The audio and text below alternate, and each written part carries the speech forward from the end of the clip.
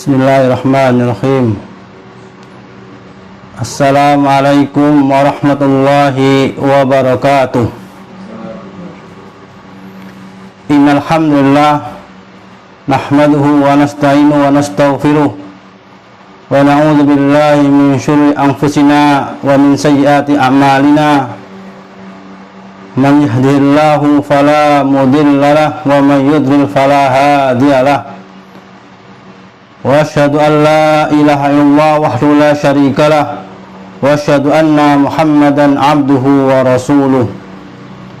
Allahumma salli wa sallim ala nabiyyina Muhammadin wa ala alihi wa ashabihi wa man tabi'ahum bi ihsan ila yaumiddin. Qala Allah ta'ala fil Qur'anil Karim, ya ayyuhalladzina amanu taqullaha haqqa tuqatih wala tamutunna illa wa antum muslimun. Ikhwani wa akhibai fillah rahmatullah jami'an. Alhamdulillah, segala puji bagi Allah Subhanahu wa ta'ala yang mana kami memujinya, kami minta tolong kepadanya serta minta ampun kepadanya, dan kami berlindung kepada Allah Subhanahu wa ta'ala dari segala macam kejahatan-kejahatan yang ada pada jiwa kami serta keburukan-keburukan amalan-amalan kami. Dan barang siapa yang telah diberi oleh Allah hidayah, petunjuk, maka tidak ada seorang pun yang mampu menyesatkannya. Dan barang siapa yang telah disesatkan oleh Allah Subhanahu wa ta'ala, maka tidak ada seorang pun yang mampu memberi petunjuk. Ikhwani wa akhibai fillah Allah, alhamdulillah, pada kesempatan yang mulia ini kita akan melanjutkan pembahasan kali ini adalah tentang adab terhadap diri sendiri. Seorang muslim yakin bahwasanya kebahagiaan di dunia dan di akhirat itu tergantung pada sejauh mana ia mendidik jiwanya, menjadikan ia baik, mensucikan jiwanya serta membersihkannya.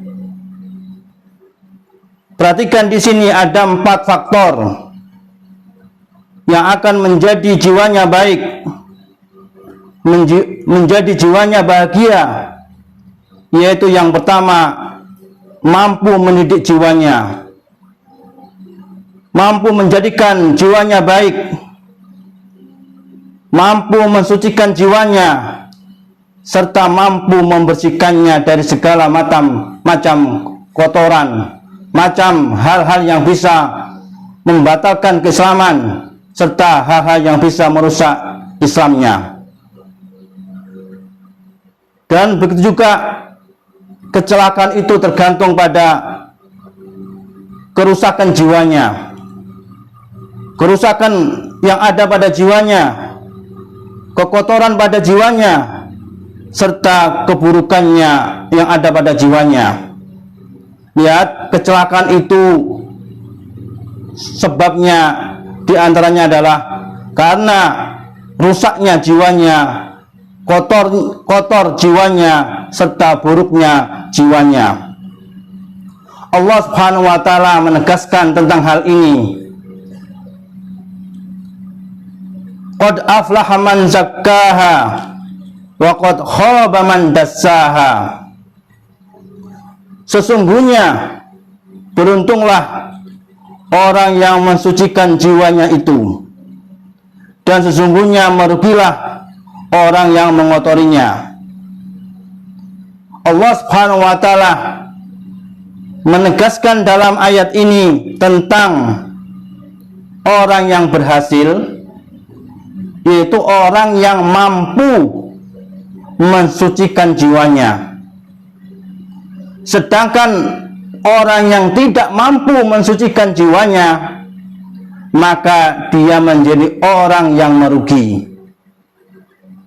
Waqad khaba man dassaha, merugilah orang yang mengotorinya. Kemudian dalam surat yang lain Allah Subhanahu wa taala berfirman, "Wal 'asr innal insana lafi khusr illal ladzina amanu wa 'amilus shalihat wa tawasaw bil haqqi wa tawasaw bis sabr." Demi masa, sesungguhnya manusia itu benar-benar dalam kerugian, kecuali orang-orang yang beriman dan mengerjakan amal soleh dan menasihati supaya mentaati kebenaran dan nasihat menasihati supaya menetapi kesabaran. Allah Subhanahu wa taala menegaskan dalam surat ini bahwasanya semua manusia dalam keadaan nukson, kekurangan, halak, kehancuran. Apakah itu laki-laki maupun perempuan, nggak anak-anak, nggak orang tua, semuanya dalam keadaan merugi. Ini sifatnya umum. Kemudian ayat berikutnya Allah Subhanahu wa taala mengecualikan, yaitu kecuali orang-orang yang beriman kepada Allah, beriman kepada Rasulnya dengan hati-hati mereka. Lihat, sifat yang pertama, orang yang tidak merugi adalah orang yang beriman kepada Allah dan Rasulnya dengan hati-hati mereka. Kemudian sifat yang kedua adalah wa amilus sholihat. Mereka adalah beramal soleh, berbuat kebaikan dengan anggota tubuhnya. Kemudian sifat yang ketiga yaitu watawasaw bil haqqi, yaitu mereka mengerjakan ketaatan-ketaatan kepada Allah serta menjauhi kemaksiatan kepada Allah. Lihat di sini cara watawasaw bil haqqi, yaitu menjalankan ketaatan kepada Allah, ya, menjalankan sholat 5 waktu, menjalankan puasa di bulan Ramadan dan yang lainnya, serta menjauhi hal-hal yang melanggar aturan syariat. Kemudian sifat yang keempat adalah orang yang sabar atas musibah, sabar atas takdir, serta sabar atas gangguan orang-orang yang menyakitinya. Lihat, 4 sifat ini ada dalam surat Al-Hasr. Kemudian dalil yang berikutnya yang berhubungan dengan adab terhadap diri sendiri. Rasulullah SAW telah bersabda, kullukum yadkhulul jannah illa man aba. Qalu wa man ya'ba ya Rasulullah? Qala man ata'ani dakhala jannah wa man asani faqad aba. Kamu semua akan masuk surga kecuali orang yang enggan. Mereka para sahabat berkata, lalu siapakah orang yang enggan itu wahai Rasulullah? Beliau menjawab, orang yang menaatiku akan masuk surga, dan orang yang bermaksiat kepadaku berarti ia telah enggan untuk masuk surga. Perhatikan dalam hadis ini, Rasulullah SAW mengasih kabar gembira yang mana semuanya akan masuk surga, ya. Namun yang masuk surga itu adalah orang yang mentaati Rasulullah SAW saja. Sedangkan orang yang tidak mentaati Rasulullah, maka dia layak di tempatnya di neraka. Wal'iyadzubillah. Kemudian dalam hadis yang lain Rasulullah SAW bersabda, innal mu'mina idza aznaba dzanban kana nuqtatun sauda fi qalbihi fa in taba wa naza'a wastaqtaba sukila qalbuhu wa in zada zadat hatta ta'luqa qalbahu. Sesungguhnya seorang mukmin apabila ia berbuat satu dosa, maka dosa itu menjadi satu titik noda hitam dalam hatinya. Jika ia bertobat, meninggalkan dosanya dan memohon ampunan, maka hatinya menjadi jernih kembali. Tapi jika menambah dosanya, maka bertambah pula noda hitamnya hingga menutupi hatinya. Perhatikan dalam hadis ini bahwasanya seorang mukmin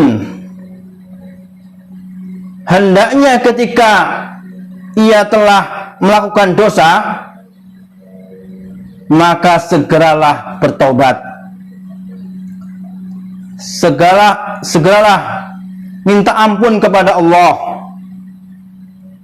Wa naza'a, yang kedua hendaknya segera meninggalkan dosanya. Apakah itu dosa kecil, lebih-lebih dosa besar. Kemudian yang ketiga, hendaknya segera mohon ampun kepada Allah Subhanahu wa taala. Inilah adab seorang ketika melakukan perbuatan dosa, hendaknya segera melakukan amalan-amalan yang telah dianjurkan oleh Rasulullah SAW, yaitu yang pertama adalah bertobat, kemudian yang kedua adalah meninggalkan dosa, dan yang ketiga hendaknya memohon ampun kepada Allah Subhanahu wa taala. Ini adalah cara untuk menghapus dosa. Kemudian dalam hadis yang lain Nabi kita Muhammad SAW juga bersabda, Ittaqillah haitsuma kunta wattabi'is sayyi'ata hasanata tamhuha wa khaliqin nasi bi khuluqin hasan. Bertakwalah kepada Allah di mana saja kamu berada. Iringilah kesalahan itu dengan kebaikan, niscaya akan menghapusnya. Dan pergaulilah orang lain dengan akhlak yang baik. Hadis riwayat Imam Ahmad dan Imam Tirmidzi. Dalam hadis ini Nabi kita Muhammad SAW memerintahkan 3 hal. Yang pertama yaitu hendaknya bertakwa kepada Allah Subhanahu wa taala. Dimanapun kita berada, dimanapun Anda berada, hendaknya selalu bertakwa kepada Allah Subhanahu wa taala.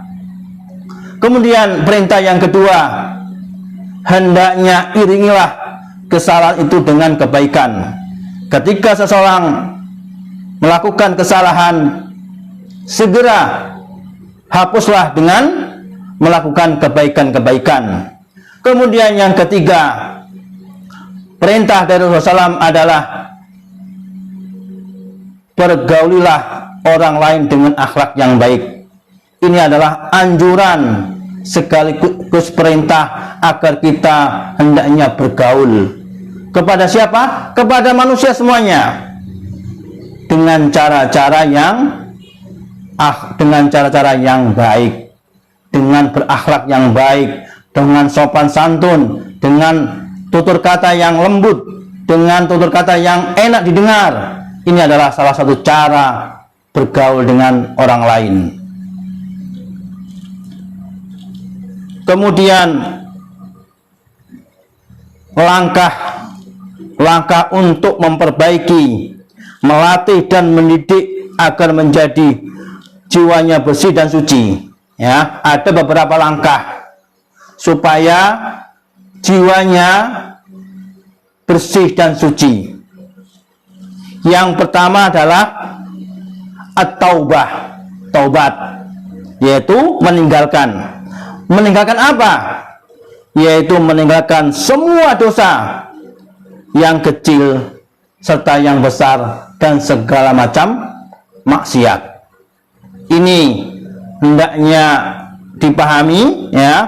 Syarat taubat yang pertama adalah meninggalkan semua macam dosa dan juga meninggalkan semua maksiat yang tidak ada perintahnya dari Allah dan Rasulnya.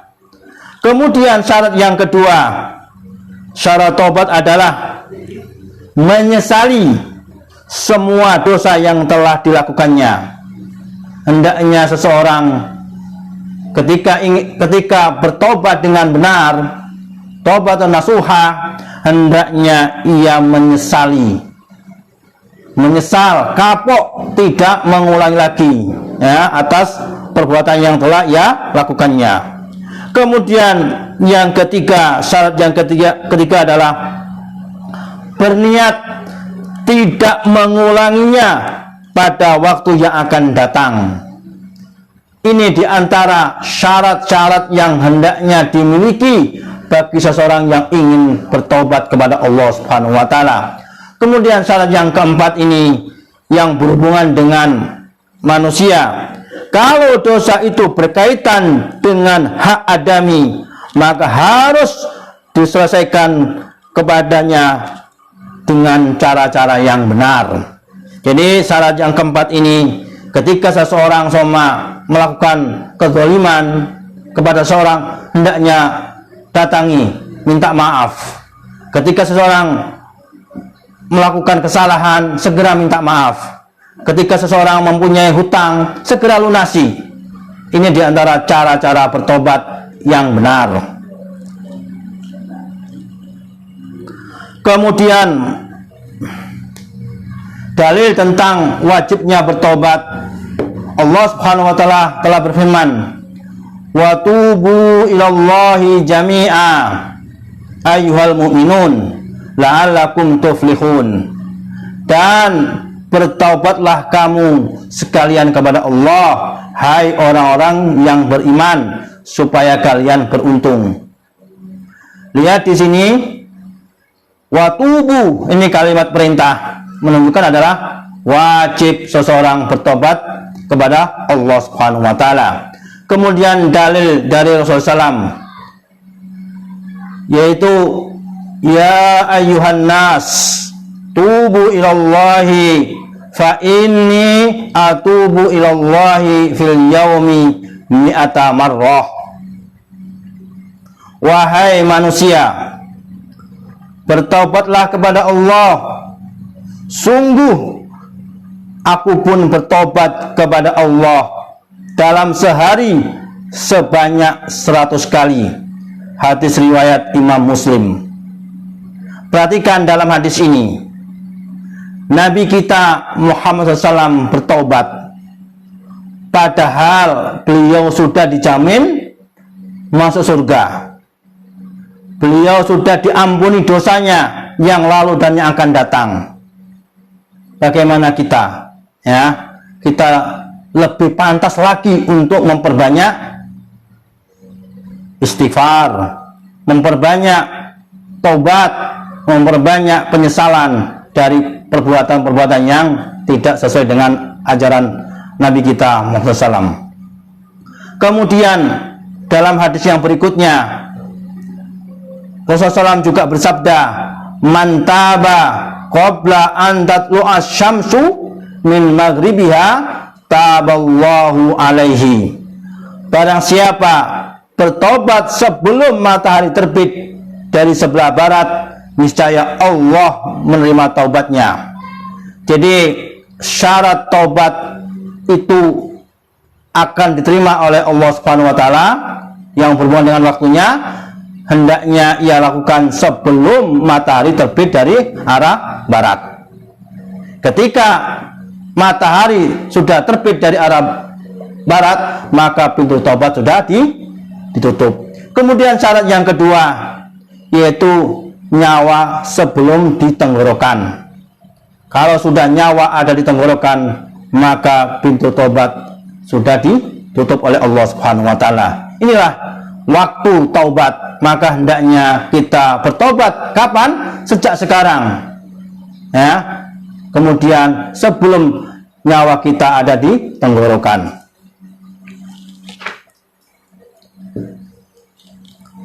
Jamaah yang dirahmati oleh Allah Subhanahu wa taala.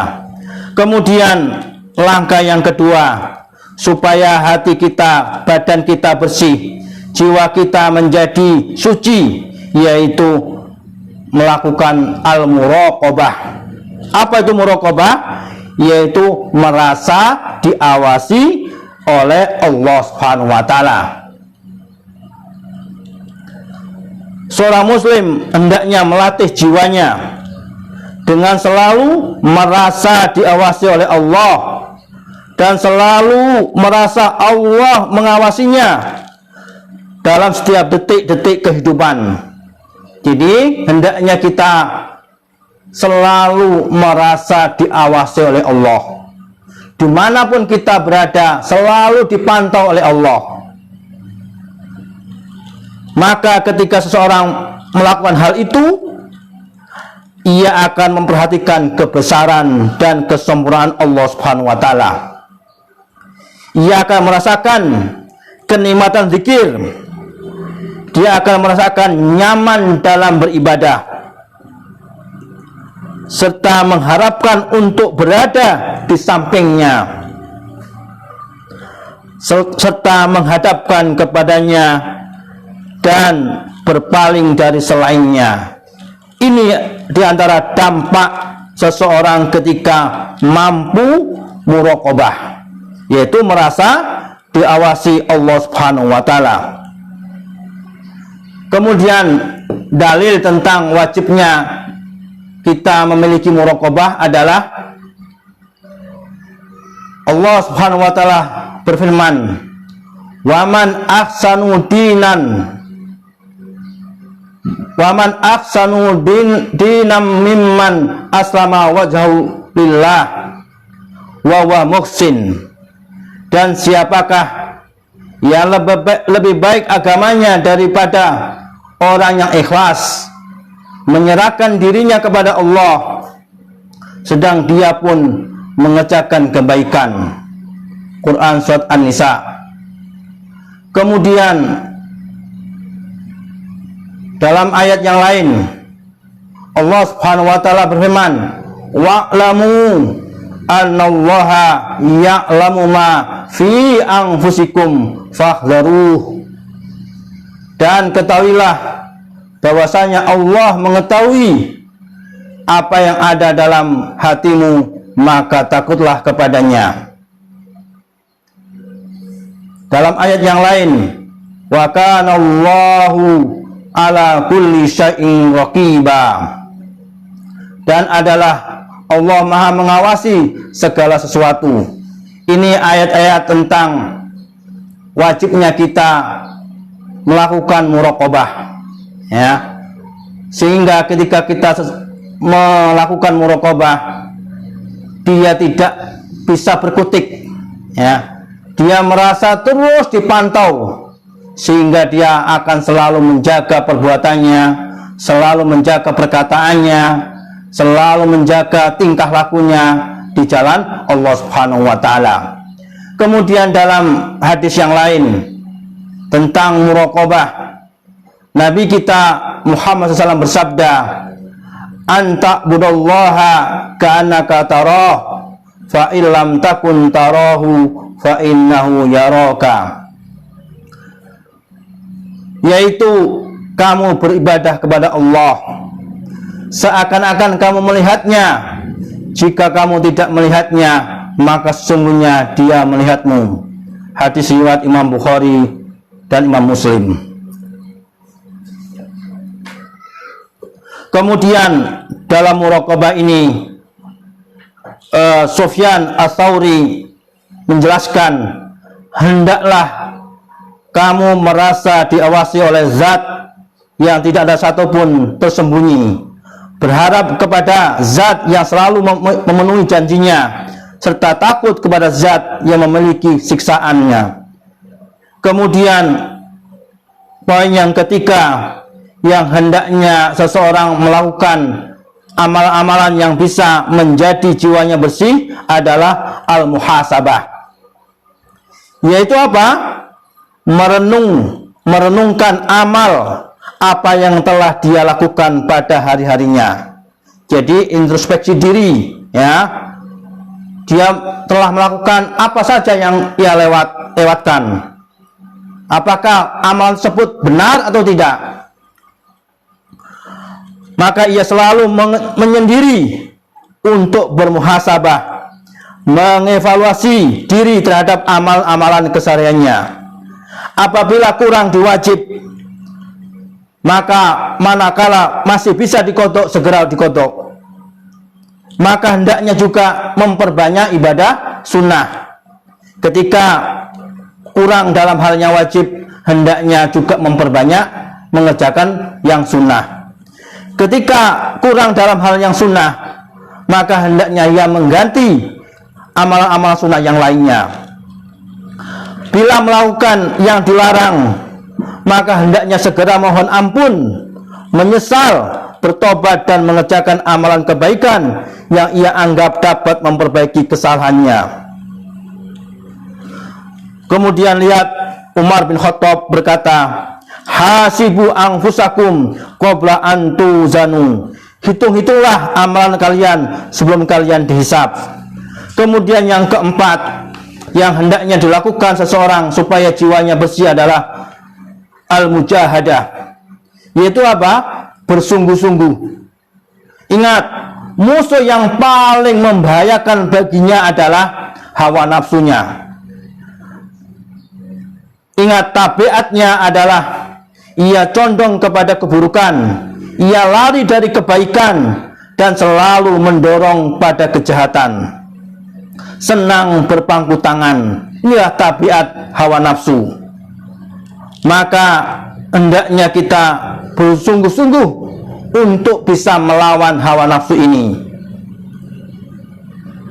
Berkata Ali radhiyallahu anhu, demi Allah, sahabat Rasulullah SAW di pagi hari dalam keadaan kusut, berdebu, pucat. Dikarenakan apa?